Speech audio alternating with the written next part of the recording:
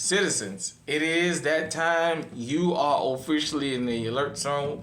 Welcome to the Alert Zone TV. I am the wizard, Uncle James. Excuse me. If I would love for you to become an active citizen of the Alert Zone. What that means is hit the subscribe button, hit the bell with all so you can be notified when we drop fire content.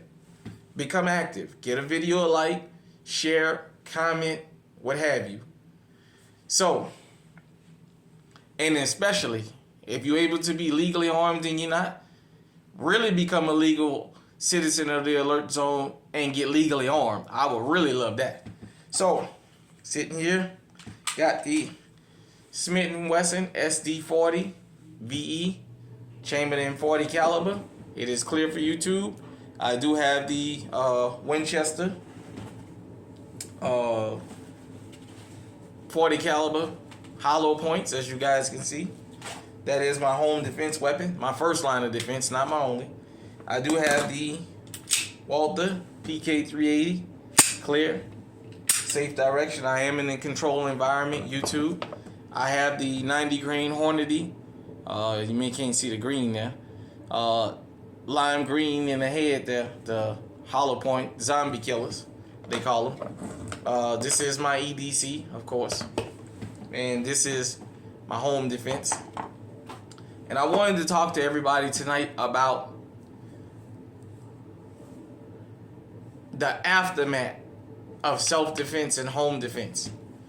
This is a subject that needs to be discussed because it's a really, really, really important thing for people out there to understand. First off, if we lived in a perfect world, wouldn't be no need for this. Unless we went out to kill animals or whatever. Wouldn't be no need for self-defense if we lived in a perfect world. Because everybody would do the right thing, but we don't.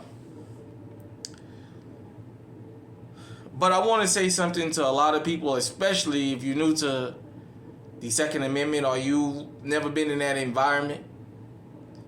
There's a lot of people in this country and in this world that feels there's no such thing as a justifiable homicide or no such thing as a justifiable self-defense. You should be allowed to be victimized by their friends or their loved ones, and that's supposed to be it. You should never, ever, ever have the ability, sorry about that, to protect yourself.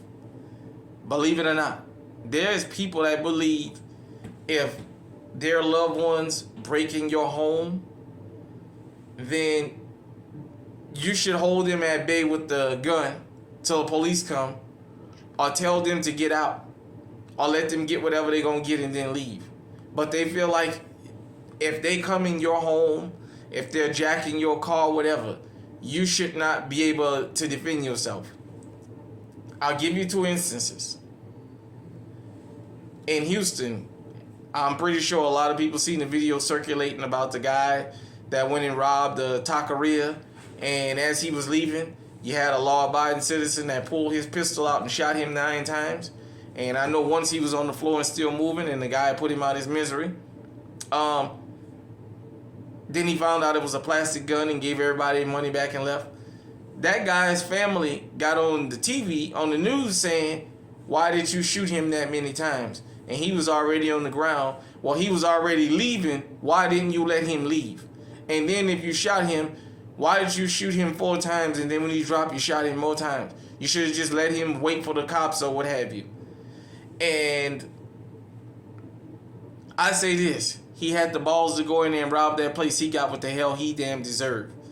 And up here recently in Iowa, there was a case I just saw here recently, I guess, of a man and a woman getting into an argument. I'm not sure what they got in the argument about. And the man was going into his home and it was on camera. The woman, I guess, gave her dog to somebody or tied her dog up and ran behind him to attack him. He turned around and pulled a knife out on her. He juked her up and she died. She has 3 children. I guess she had just had a child recently. And, you know, the mom was on the news talking about, now I got to raise these children alone and blah, blah, blah. And why he didn't have to do her that. That man turned his back and walked away, and she clearly went to attack him. So he got what he deserved, period, point blank. But it's not the act of self-defense that he's got to fight now. Now there's people saying he should have never been allowed to defend himself, and he should have just flung her off because he's a man, or he should have just kept going. I want people to understand out there, once you shoot an intruder, it doesn't stop there. Number one, this is my home defense gun. If I shoot somebody with this, even though it's legally owned and it's justified, they're going to take it because they got to run the investigation. Basically, in other words, they're going to take this gun to the lab. They're going to fire it. They're going to run the numbers on it, of course, when they first take it, but they'll know it's mine. They're going to fire it, and then they're going to take those shells, and they're going to run those shells, and they're going to run that bullet head through their system to see if this gun has ever been used in a crime before. That's first off. Second off, when they take this, if this the only thing you got, now you empty hand. That's why I tell y'all in my video about the bare minimum. It's good to have multiple firearms. But even after that, dealing with law enforcement and how the news wanted to frame, the mainstream media wanted to frame me self-defending myself, now I got the person, loved ones, friends and family. How are they going to take it? Are they going to come and tell me, hey man, I know he broke in your house and you caught him in there about to commit a sexual crime, but you could have just held him at bay. You didn't have to kill him. You know what I'm saying? There's people that believe their loved ones or their friends should be allowed to victimize you. When people out there screaming, free this one and free that one, you should ask yourself, free them from what, for what? Are they in prison because they got railroaded and didn't commit a crime? Or do everybody know they shot up 3 people in the neighborhood breaking in their homes, but because they're such good burglars, they should be allowed to let go? Think about that. Because once somebody breaks into your dwelling, you never get that peace back. You never get that peace of mind back. Let's get this conversation started. I've watched the first 48 since I can remember. And there were several instances in where people wind up being killed because years before they legally defended themselves and the past came back to get them. I'm going to try and look for this video. It was down in Florida. I want to say the Miami area, where this 17-year-old had goals in his mouth and everything. And he went, apparently this lady's house got broken into. 9 times out of 10, it was him or somebody he know, because they always say the guilty return to the scene of the crime. Well, she put an alarm system up on her house, and she was out, and her alarm went off, so she went home to check, and this little 17-year-old was coming out of her house, and a confrontation happened, and he wound up dead. His family got on the national news and said, I don't care that she has a concealed carry permit and her gun is legal. She ain't had the right to shoot him. She should have waited till the police came. I mean, you got to understand, he had goals and dreams of going to college and what have you. You know, people from the hood got to get their stuff the way they got to get it. Basically, he should have been allowed to break up in a house and take whatever he wanted to take. And that should have been that. And the girl said, the lady, he didn't have a right. That lady didn't have a right to defend herself in their eyes because it was their level. I want you guys to think about that. When you legally defend your life, it doesn't end there. When you have to go to court or any kind of legal proceedings, the family of the victim is going to find a way to try and make you the guilty person. If you're going up the street and you carrying, well, what do you got a gun on him for? Blah, blah, blah, blah, blah, blah.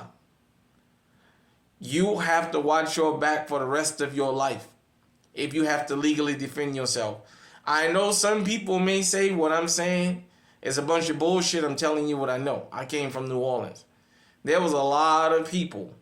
There's a lot of people in Hunts. There's a lot of people in Angola. And there's a lot of people in the cemetery behind that very thing. They committed a self-defense act, and there was somebody that came behind them years later, months later, whatever, and killed them. Or somebody killed one of their loved ones or friends that was committing a burglary. You know what I'm saying? And so it happens like that, man. It happens like that. People feel you should never be allowed to defend yourself. I don't care what nobody say. I'm telling you what I've seen with my own two eyes. I'm telling you what I know. I'm telling you, like I said, binge watch the first 48 sometime, and you'll see that. So tell me what you think. Till next time, stay safe, stay on high alert.